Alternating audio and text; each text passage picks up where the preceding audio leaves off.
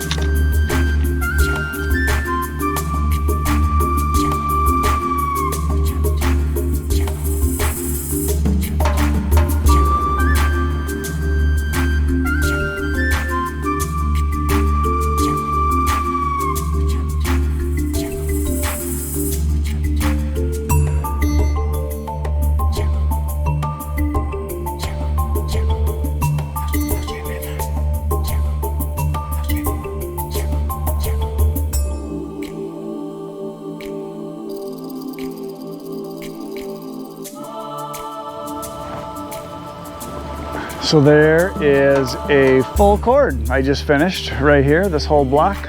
And I kind of just extended the row from that way down here. So now there's 2 full cords in this row, and got space back there, and then there's space in between here. And then my next one, which is going to be right here, is not going to be a full cord. It's going to be probably a face cord and a half, maybe 2 face cords, I think a little less. All I got left is this little bit here in the wheelbarrow and this little bit right here on the ground, which to me looks like about a little more in a face cord, so that's probably what I'm going to end up with. But I put 2 stringers down right here so that what I'm going to do is try to make 1 full in the back, and then I'll do a partial one in the front, and I'll be able to get rid of that no problem. So that's going to be it then. I just got to get this cleaned up. So back to stacking. Here we go, stacking some more.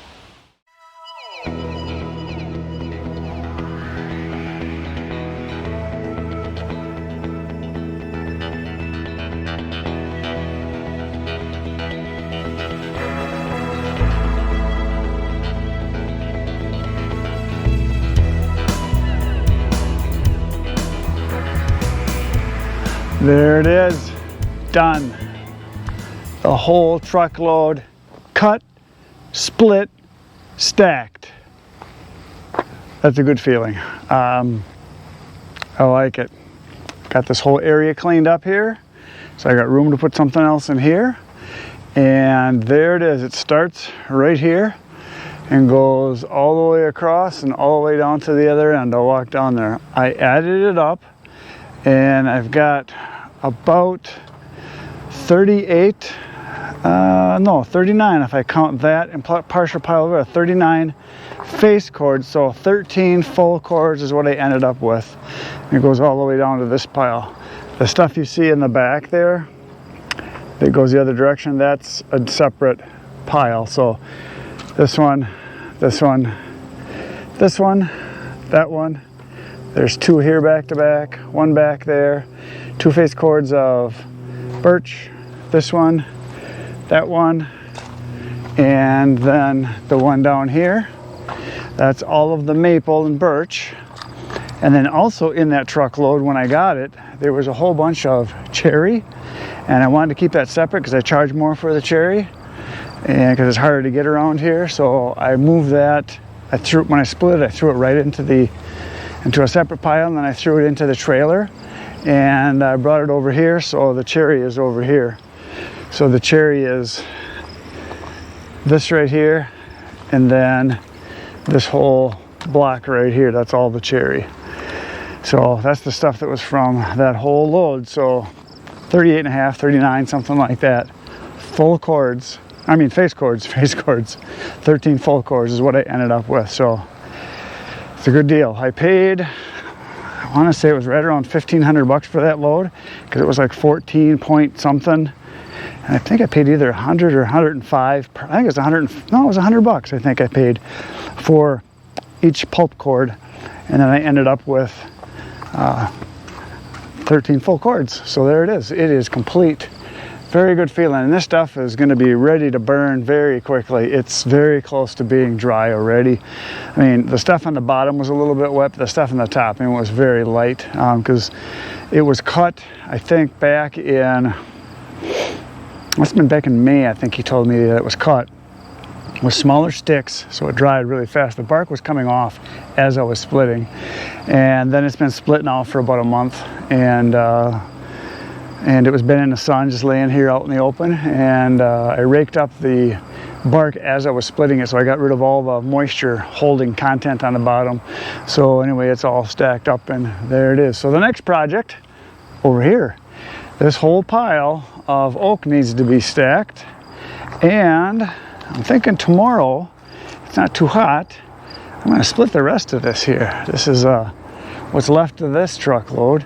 It is a truckload of barkless oak, and it's already, a lot of it is pretty dry. A lot of it was was all standing dead when it was cut. So anyway, when he cut it, and then it's been sitting in his yard, he said, since like the spring. So it's been sitting for quite a while, and then I split a lot of it. So a lot of it's very dry. As a matter of fact, this stuff that you see right up front here, I already sold some of it. This stuff is, when I split it, it's just bone dry. I mean, there's no moisture in it at all that you could see or feel. And I did a moisture test and it was dry as could be. So it was down like 16-17% on this stuff. But then everything else I threw over there. And a lot of that, what's nice, is that the outer, 2 inches all the way around from the butt and then all the way around, because there's no bark on it, a lot of this stuff was pretty close to being dry other than just like the center. So I split it down fairly fine, stuff that's like this size right here, and it'll dry pretty darn fast. The fact that there's no bark on it and a lot of thinner stuff there, so that'll be kind of nice. That should be ready, I'm thinking maybe like the end of next winter, because we still got several months to go of drying here, and it should do pretty good. We'll check it, of course, before I sell it. So that's it for today. Please hit the like, subscribe button, do the poking thing, hit the bell, you know what to do, and I'll see you tomorrow right back here in the wood yard. Good night, Irene.